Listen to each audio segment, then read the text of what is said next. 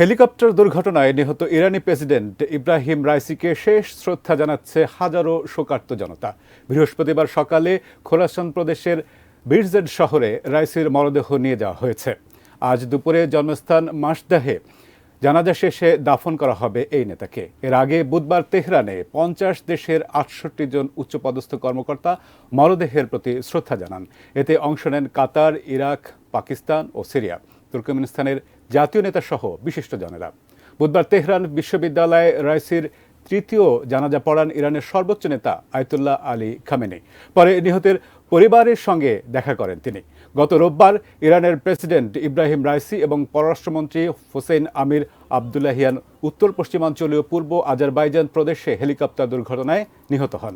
ঘন কুয়াশার কারণে দীর্ঘ 16 ঘন্টার টানা অভিযান শেষে গত সোমবার হেলিকপ্টারটি খোঁজ পায় উদ্ধারকারী দল। হেলিকপ্টারটি বিধ্বস্ত হওয়ার ঘটনায় ইরানের প্রেসিডেন্ট সহ 9 জন নিহত হন।